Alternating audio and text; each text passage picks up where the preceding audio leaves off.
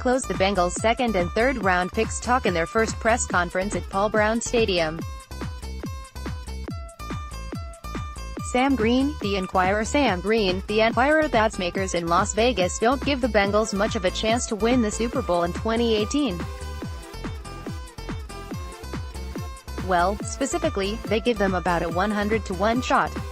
According to Bovada, the 100-to-1 shot is tied with 5 other teams for longest odds in the NFL. Cincinnati is joined by the New York Jets, Chicago, Buffalo, Cleveland and Miami.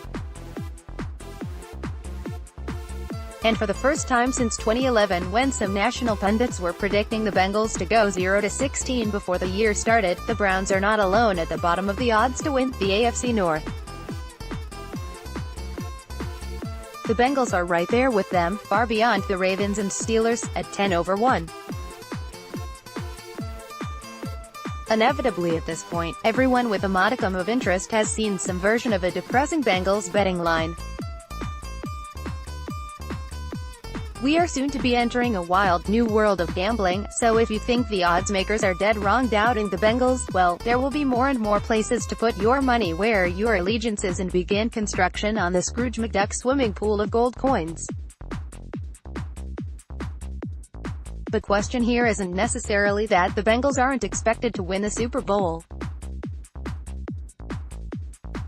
Heck, only 3 seasons in their 50-year history have even contained a playoff victory. Related, Frank Pollock debuts new look offensive linebacks. What Bengals will ascend to next level in 2018? Bengals Beat Podcast. First OTA observations. The question is more about why the Bengals, who won 7 games last year, still boast a core of players who won the division in recent years and had a quiet, but productive offseason, have been lumped in with the bottom feeders of the NFL. As much of it comes back to betting dynamics as it does roster construction. Cincinnati is a team that doesn't garner much public action like the larger market teams, so there's no need to falsely shorten their price, said Mason Rebel for BetOnline.ag, which project the Bengals to 6.5 wins. Additionally, there's not a lick of positive sentiment from sharp bettors and odds makers alike when it comes to Marvin Lewis, and there hasn't been for years. Don't underestimate the effect of retaining Lewis from a national public perception standpoint. And that's what these lines essentially represent. Yes, trends and research set the lines, but the stereotypical view will move the needle. Nothing this team has done moved the national needle. Look at them as the anti-Browns, where everything they do on the lake makes headlines, while the chattering classes may drive public betting towards a team, especially early in the off-season. The reverse is very much also true. Nobody at all is really talking about the Bengals, and as such we don't need to worry as much about protecting our liabilities there, said Pat Morrow, head oddsmaker at Bovada. The Bengals' biggest moves were acquiring 2 offensive linemen, Cordy Glenn, first-round pick Billy Price. One of their primary offensive additions is a player who was drafted last year and didn't contribute.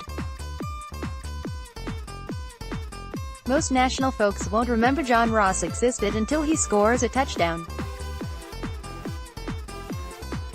Overhaul of assistants and coordinator shifts don't catch anyone's eye outside the I-275 belt, even if all of these moves prove instrumental in building wins.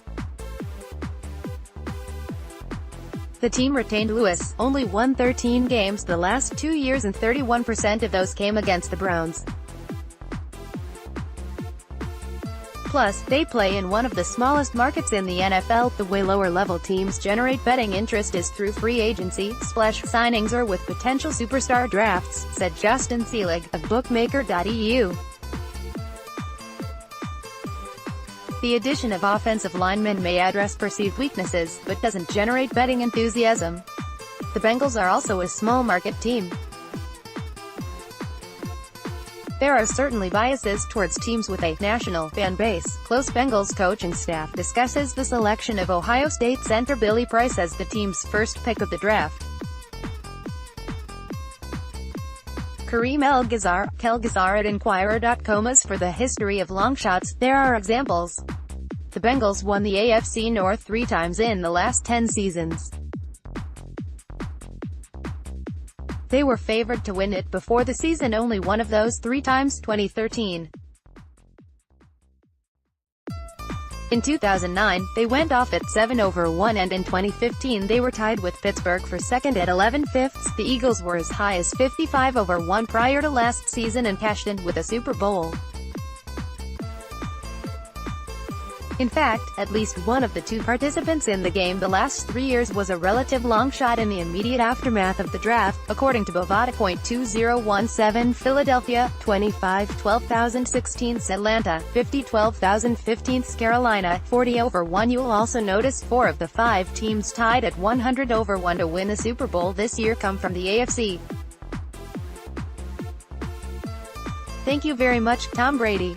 The last 5 AFC championships were won by New England or Denver, and none at more than 14/1. This has been the land of favorites and star quarterbacks for some time now. Long shots in the NFL are still far better than those in MLB. The Reds were 750/1 to win the World Series at the beginning of the season. Long-shot odds are at the forefront this week as the Vegas Golden Knights, the expansion NHL franchise, face the Washington Capitals in the Stanley Cup Finals. They opened the year at 500/1. Longtime bookmakers remember the streak, Louis Rams and Kurt Warner coming from out of nowhere in 1999 to hit on 300/1 Super Bowl odds, among the longest ever to win.